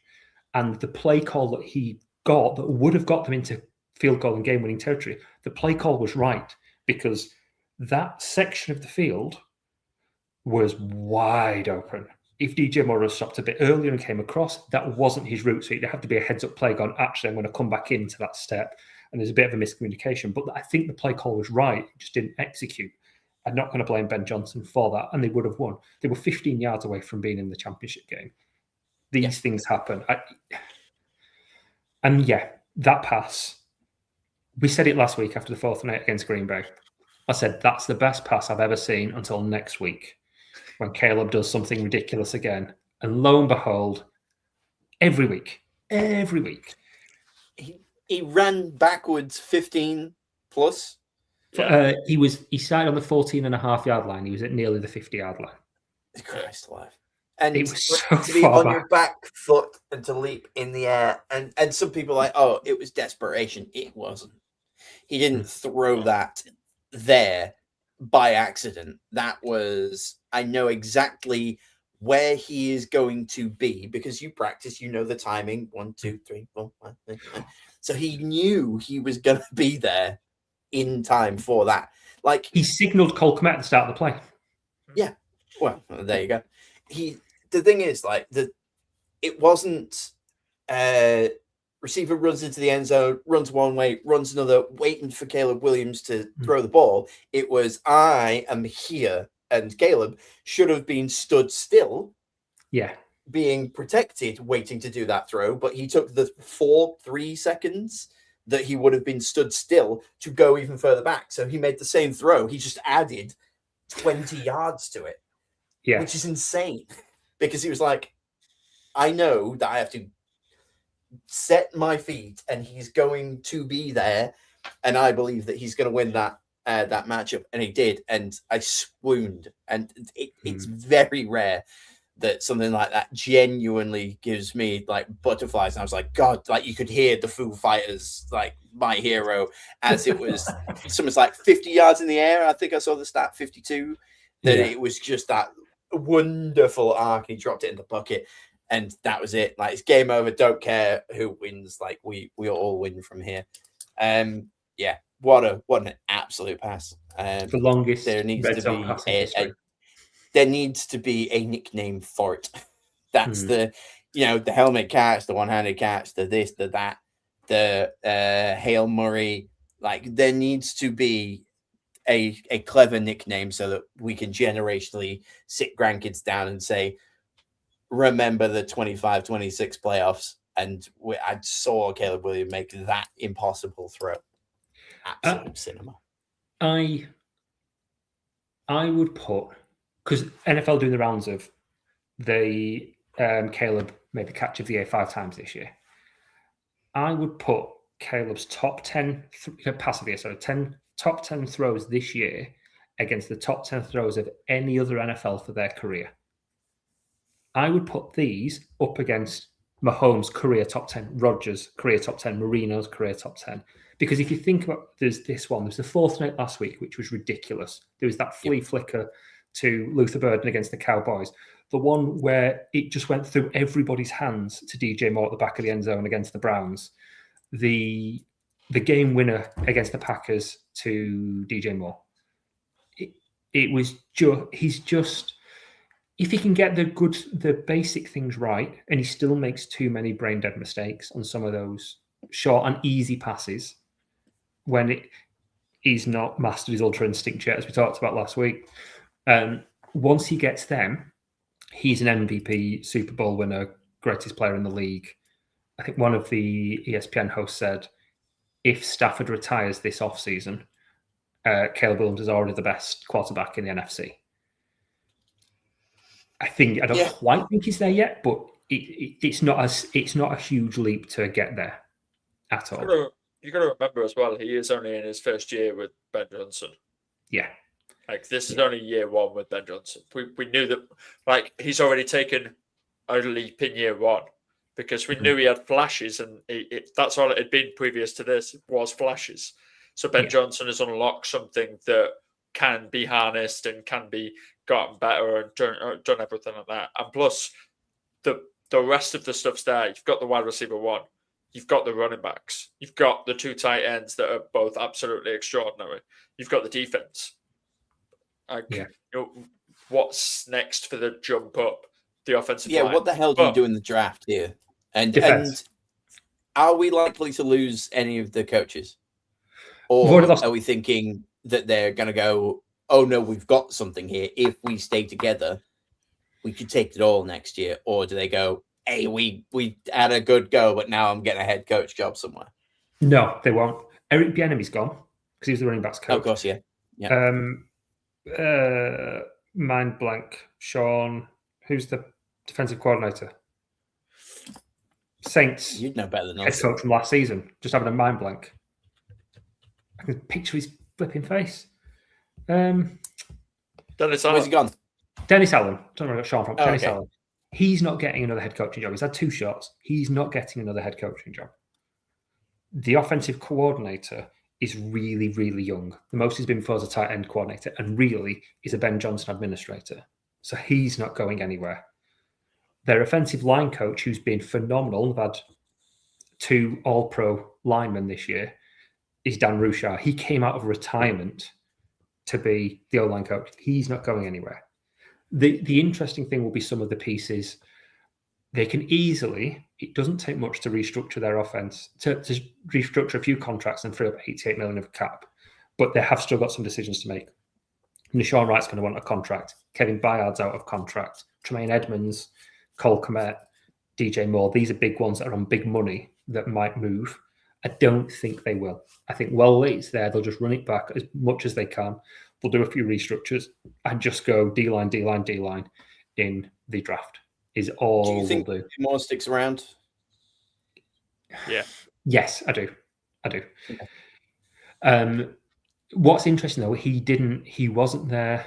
Joe and the media went into the changing room after the game. He wasn't there. He didn't make himself available for the press conference yesterday either. So either he's not taking it well or he's keeping his head down. He's got a lot of unfair grief from Chicago fans. Now, the majority of Bears fans have been really happy. They all stayed and they did huge round of applause and big cheers for the team as they left. Really sportive, but people on social media are clowns, aren't they? Yeah. So I hope they don't push him away because he's come up clutch time and time again this last few months. Just heard something. Well, not just heard something. Read something the other day where somebody said, I'm pretty certain everyone on social media is a 14-year-old boy. All of this like nonsense that you see people arguing politics with people, and just think for a second, could this be a 14-year-old? It probably is, because they have access to the internet and just enough self-thought to argue with people. So the chances that the hate and vitriol that you're getting isn't going to be from anybody whose frontal lobe has actually developed to the point of being beyond 27. So the second I kind of read that, I was like, that makes a lot of sense. Any kind of like discourse that I see, I just assume that it's teenagers arguing with each other. If teenagers were arguing in a playground, you wouldn't go and stand next to them as a 40-year-old man and say, well, actually, I think you'll find that DJ... No, you just absolutely wouldn't. So don't get involved. Anybody that's watching, even if you do, assume that you're arguing with a teenager. And even when they think they're right, they're still shit at their GCSEs. So... the one thing that I've seen that's been kind of proposed on DJ Moore, his cap hit next year is fully guaranteed, and it's like 27.5 million. He's like the ninth highest paid receiver in the league. So he's not getting cut. The only way he goes is if he is traded as a piece for somebody like Max Crosby. That's the one that, I think there's a lot of fan service that Raiders need a wide receiver one and Bears need a DE one. So using him as part of a compensation package to bring Max Crosby to Chicago makes a lot of sense for both teams for where they are. I think, obviously we're going to spend an entire offseason pretty soon, which I can't wait for, which is just going to be speculation station every single week. But DJ Moore, send him to the Bills, if anywhere. That's the wide receiver one that they need. He's already used to playing in the cold and getting knocked out of the playoffs. So, like, he is Bills material, isn't he? Like, let's be completely honest. And he's a wide receiver one. And look, if you want him back, perfectly fine. If you don't, you don't. Doesn't matter. The Bears will be okay with or without you. I think Rome Odunze takes another leap this year. He's done enough this past year to warrant anybody that took him in rookie drafts and stashed him on your bench. I think year 3 is actually where he's just going to like blow up. And if DJ Moore moves across, this is where you get your Jackson Smith and Jigba year out of Rome Odunze. Because the hubris of all of that. Plus, I just want to like point out, Caleb Williams seems to be taking it really well. I saw him on the sidelines of the Blackhawks ice hockey game. Yeah, just loving life. Sat with a beer, let the man have a week off. And he came on camera and people cheered. And that was enough for me. I was like, Chicago have got him. He's having a good time. God bless him. Balance and perspective works. Yeah. To take it back to the to your cap situation, which is dreadful. It really isn't going to be good this offseason. No, it's fine. Honestly, it's fine. Okay. Nice. The one that could be a big trade piece, we've already discussed it and done everything like that. He doesn't have any guaranteed salary this week, and if you were to like just cut him and do that, like you probably said 15 million in cap savings, is Tremaine Edmonds. Yeah, I think he goes. Yeah. He looked really. It's tricky because he was fantastic until he got injured. And then when he came up injured, he didn't look himself. So he looked really good at the beginning of the season. Same as Romadunze.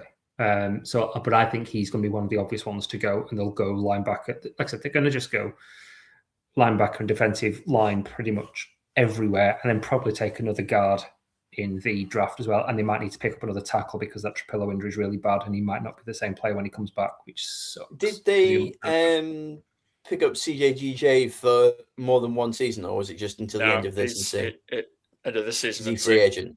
He'll get extended. He will get extended. I'm sure of it because I think he wants to. He's mentioned how much he's really enjoyed it here. He's got history with Dennis on. He knows it works there. It's a fun defense to play in for a slot plus safety, and there's flexibility there because Brisker's concussion prone, Bayard's old and might not come back because of contract, because he's 32-year-old that's just gone all pro. He's going to want a big contract because it's the last chance he'll get. So yeah, it'd be very interesting. Very, very interesting. One thing that I will say just before we move on to this week is, win or lose, Joe has to be making bank on that Chicago song. It sounds pretty sad anyway. The guy from Stranger Things, and it's kind of sad. Therefore, people are going to play it over highlights of maybe next year, and if they'd have won. It's sad enough to play it over highlights of people winning, which is strange. So well done, Steve from Stranger Things. You are going to be okay, and Caleb Williams is going to keep that song in the charts, maybe forever. Alex, have you got anything before we jump into this week? It was UK official #1 for 2 weeks. Oh, there we go. If anyone doesn't know, Alex is a legitimate radio host. You can find him at NottinghamHospitalRadio.com on a Thursday. Break your leg in Nottingham. Go listen to Alex, or listen to him for free on the 5 Yard Rush podcast network of things. We really need to get the whole Rush Nation people together and do a draft or something, or a discourse or a relay. I don't know. There'll be something. Anyway, on to championship week.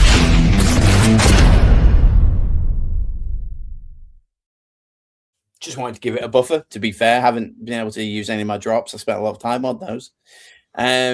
So, all right, we're not Chicago anymore. Let's just get that. Yeah, we're talking championship game. We're not talking Chicago anymore. I'm sorry, Pete.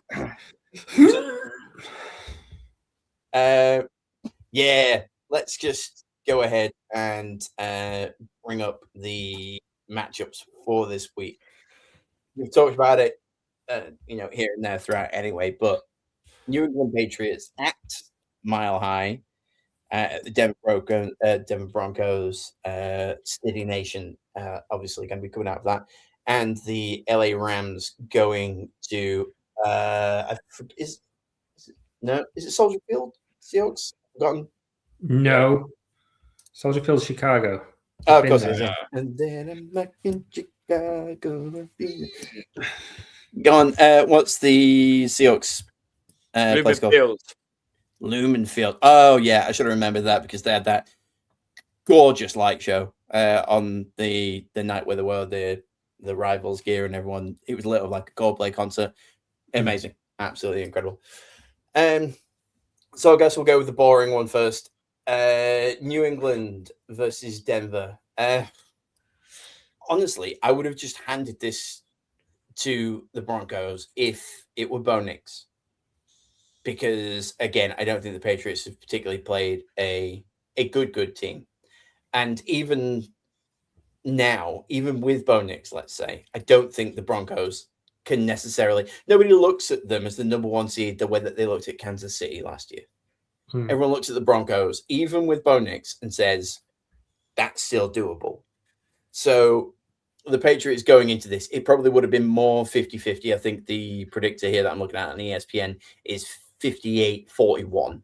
Well, 58.4 to 41.6, but 58-41 in favor of New England, which is crazy that with a backup QB, there is still only, I think the spread is 5.5 points, according to Sky Bet. Yep. Yeah. So Broncos would have been if the favourites. Broncos if 6 Knicks points and was they injured. win. Sorry, go. Knicks, I think they had the Broncos as 1.5 point favourites if Knicks was playing. Right. So that's the that's difference. 7 point swing the other day. It's 1 touchdown is in it because Stiddy's starting. And hear me out, Stiddy has the cool Stiddy nickname. What's Nick's? Hey? I'm not against Bo Nix now, but like what's Bo Nix's nickname? What do they call him? Bo? New York. Don't know. Who knows? Post skills? B9? No, N9. No. I'm trying to think of the IX being a Roman numeral. He doesn't have one, but Stiddy does. So he does. But so he's going up against the best nickname in sport. Drake May. I mean, I'm not betting on the Broncos, but I think this is going to be a really close game. I think the Broncos defense is going to play out of their skin, and Sean Payton can scheme creatively in the running game, in the short pass game. I think he will be into all of his bag of tricks to get through this week, and I think it will be a much closer game than people are expecting. I think I'm probably going to take the Broncos to cover. Yeah, it hurts to lose overall. Yes, but lose overall. It hurts a lot, but I agree with everything Peach just said. Sean Payton's a mint coach, and he will scheme this to the last 30 seconds of it. Now, there are some things you can't do, and Mike Tyson once said it. It's great to have a plan until you get punched in the mouth. Yeah. I love that quote. Everyone's plan until you get punched in the mouth. And everything's out the window. It's fantastic. And look, I love Sean Payton for obvious reasons. I've enjoyed the Broncos all season. I think that I'm a wrestling guy, okay? So like I fancy book things all the time. Just this morning, I fancy booked the AJ Styles retirement tour. It's beautiful, by the way. But the Broncos are going to win this in a controversial final call. I think, and look, conspiracy theorists will say it's scripted. It isn't. It's sports. But I think that something at the end is going to be, oh, you need to put 2 more seconds back on the clock, or that was never a catch, or that was so. There is going to be something that is going to be the most Sean Payton thing ever seen to get Sean Payton and the Broncos into the Super Bowl. And I'm not saying that the refs have been told this or anything.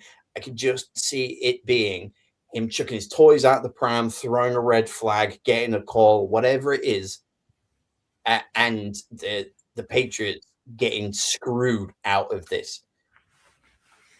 And during any replay or anything that we see afterwards, everyone is going to say there is no way in hell the Broncos should be there. I think it's going to be that close, and it should have gone the Patriots' way, but some stupid call at the very end is going to ruin it for the New England Patriots. I've just got a funny feeling about it. If ever it was going to happen in a game, it's going to be this. I would love it. I would love it for Stidham as well. And I sort of started on this, just has worth mentioning as well. Who? Say again, Stiddy. Apologies. Thank you. Put some respect. I was talking about his dad. His dad. Oh, Mr. Stidham. Mr. Stidham, yeah. This is the 15th year in a row that either the Pats or the Chiefs have appeared in the AFC Championship game. So, yeah, Josh Allen, get better. All I'm saying, Yeah. Come on, Broncos. You had such a chance. When was the last time that we had?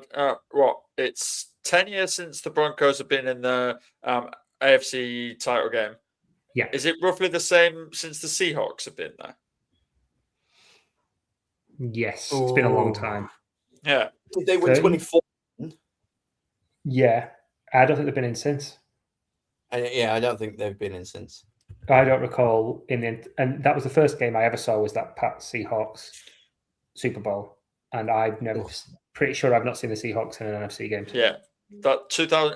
It was 2015 against the Pats, where Michael Butler intercepted Russell Wilson. Yeah, Was that 2015? Yeah. Well, it's 2014 season, January. Yeah. So, yeah, I want the Broncos to win. I think the Patriots just edge it. Yeah, The meme for nothing else, I enjoy the color orange more than I do seeing yet another blue team in a Super Bowl. So, like, give me the Broncos. Let's take that to the bank, which means anybody who's watching, Patriots gonna make it because I've had a horrible look on my accumulators.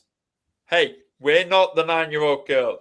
We're not that girl. Let's not put. We should get that on a T-shirt, Alex. I'm thinking 5-yard rush. We're not the 9-year-old girl. Yeah. Just rebadge some Wicked T-shirts. I'm not that girl. There's been some really problematic things that have come out of my mouth out of context this show. But at least you're not a 9-year-old girl that we know of. Yeah. You obviously also. I don't know if you've read the description of today's show either, Alex. But there's a little treat and an Easter egg for anybody that has or hasn't. Yeah. So, I mean, she finally got one, didn't she? And look, I backed everything that she said, but she thought that the Texans were going to win. So I took the spread on that one, which gave him +3 because I thought it was going to be closer than what it was. And in the end, I should have just gone with my gut, which was the New England Patriots. I just don't believe in the Texans ever. Even when they're good, I don't think the Texans are good. Like, honestly, even at peak JJ Watt, Deshaun Watson, I was just never in on the Texans. When they were having playoff runs, I just have never been in on the Texans. I should have stuck to my guns there, and I could have been £8.13 better off. But here I am, a poor man on the 42nd day in January, because nobody's been paid yet. Anyway, moving on. We are on to the oh no, I accidentally clicked on the Bears-Rams results again. What I wanted to see was the Gamescast of the Rams-Seahawks game. This is the one, isn't it? This is really the Super Bowl. These are two damn good teams that in a tag match, the NFC takes the AFC. There is no...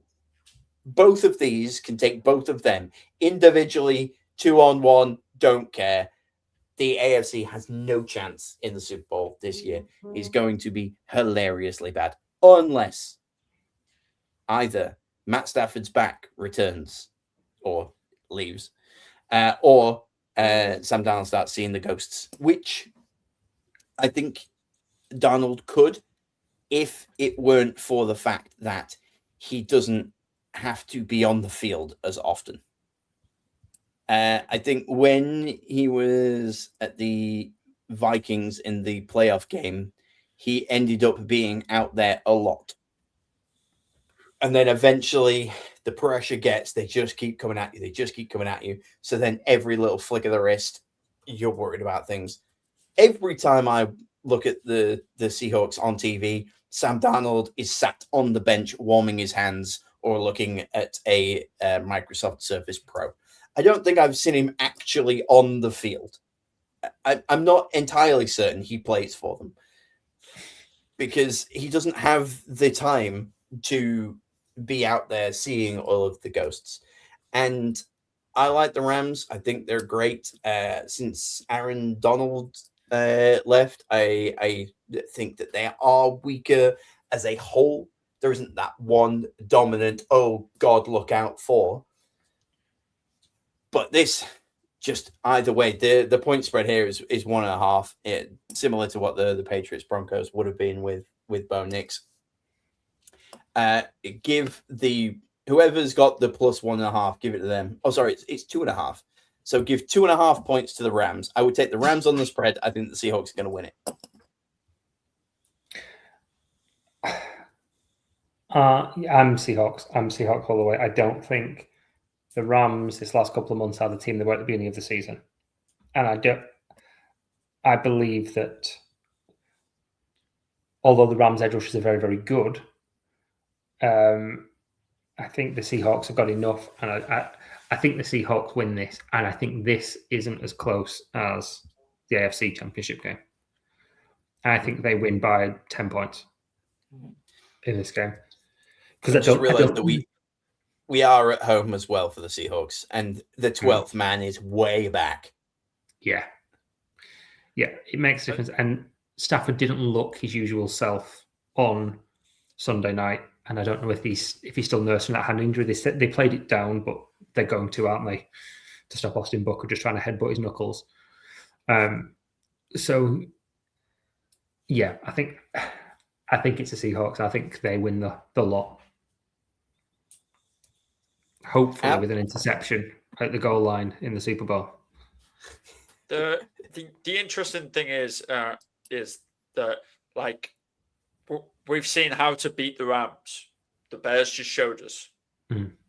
The Bears just showed us how to do it. Just stack the box so that they can't get the running game going, and make sure Devontae doesn't get the ball. It's literally it's that easy. All that's there. The defense is the thing that you've got to do it, because even though Sam had the running game to accumulate it and do that lot, he is capable of, as we've seen, seeing ghosts and phoning 4 guys with backpacks to try and get rid of them. But like, the issue of that is, do you have a good enough defense to get Sam Darnold and make him CJ Stroud for a day? That's the question. I've been watching a lot of tape of his playoff game last year that he just absolutely failed for with the Vikings. And I would say here is the blueprint of how to freak him out. And you have the opportunity to go out there and do this exact thing. You're right. And I don't think the Seahawks crowd are, the Philadelphia crowd. I don't think they'll turn on Darnold the way that the Eagles would turn on Hurts. But they can be kind of dismayed and be like, oh, God, we finally got back. But really, is Darnold the guy? Should we have brought him in? And just enough to shake the confidence of everybody else, which shakes the confidence of him, so on and so forth. Also, just double team JSN. Force it elsewhere. Force it to cover. You have to. You've got to put 2 on him. I don't care what it is. You've just got to stop anything that he does. He's clearly wide receiver 1 of this season. And Darnold loves him, and he can do no wrong. You've just got to totally shut him down. And the Panthers have showed you can beat the Rams deep as well, so that's a worry. That is a worry. If JSN can get in behind, that connection works. So that could be a mismatch. problem. Yeah. Didn't think about that. Yeah, again, if you're the Seahawks, watch the Panthers game. Games against LA. But do you trust Sam Darnold to throw it deep? JSN's been doing it. Like, he's not been thrown to by Pete, Like, steady on. But the one thing I will say as well, in Darnold's defense last year, he didn't have a great playoff game, but it also, that offense was just not working from like mid-November. The last back end of the season, they limped into the playoffs. So it wasn't, some of that was on Darnold, but it's not just on Darnold. There were other things going on there as well. So I think it's unfair to put it all on him. And I know for a fact that Minnesota wish they'd kept him, because they're a 9-win team with no quarterback this year. So with Sam Darnold, what could they have done? Could have gone back-to-back 13 wins and be a contender. I think obviously we've talked a bunch about the Seahawks defense, but that does a lot for Sam Darnold. That's something that he has now that you can confidently rely upon. So you don't have to put the game on his back. Yeah. Should you need to, you can kick the field goal to go ahead by 1, and then know that your defense can end the game with a stop. You don't have to go, well, they can hold them and run that clock down enough time to bring you back in to then do the drive at the end with 3 timeouts and 42 seconds on the clock just to get within field goal range. I don't think he has to worry about that. I think that the other team has to worry about, oh, Christ, if it gets real close and they're ahead and the 2-minute warning hits, they're just going to stop everything. They're going to empty the tank to get to the Super Bowl and then get 2 weeks off. So, it's what's a better way of saying poop or get off the pot? It's kind of just leave everything out on the field. It's just go. Yeah, it's now or never. Your season is over if you don't. So they can, and because you get that 2-week rest, I think you're all right. Can't wait. Absolutely can't wait. Horrible time, 11:30 p.m. On a Sunday. But this is what we do. Yeah, and we've got 8 o'clock for the Pats Broncos game as well, so you can at least spend a little bit of time with your family. Well, like one eye on the game. I want to get hyped for that, but I just don't. I don't mind who wins. I would rather the Broncos do than the Patriots. Fine, but I don't care if the Patriots make it. I know a lot of people are like, "Oh no, we're back here." It's a different team, and I'm quite happy for him. I like Drake May, and Vrabel and everything that they're kind of doing over there. So Patriots in the Super Bowl, not a bad thing. A Broncos team in the Super Bowl with a backup QB is a fun story. Like it's a win here. That whatever the matchup is fantastic. I think we've, as a having to suffer through Eagles Chiefs last year, I think we have deserved a no loss championship weekend. Can we have a combination of a Mike and a Sean in the Super Bowl though? So for 2 weeks we can reuse the Shawn Michaels thing. I hope so. Yeah, who's the best Mike? Who's the best Sean? Quickly, go. Sean McVay, Mike Vrabel. Sean McVay, Mike McDonald. Shawn Michaels, you're both wrong. Okay, I'm gonna. He is a sexy boy. I don't know if you know this. Right? He's the heartbreak kid, Mr. WrestleMania. I think he called himself. Watch more wrestling, people. Let's do it. I love it when we go off the rails. Any final thoughts, boys? No, looking forward to this week. Very looking forward to this week. I am also very looking forward to this week. Cool outro saying.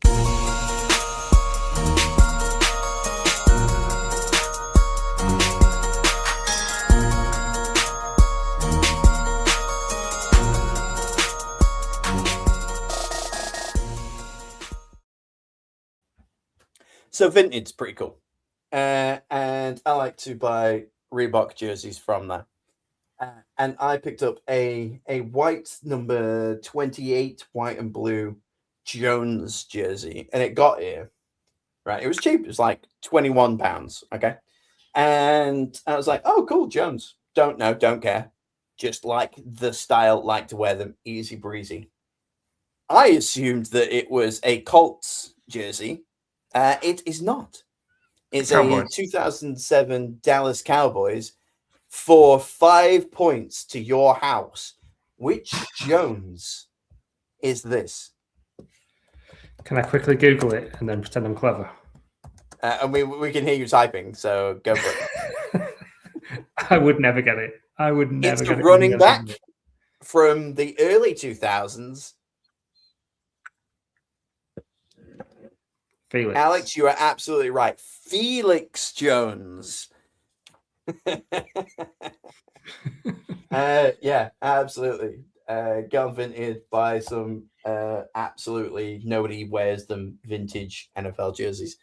Thank you and good night.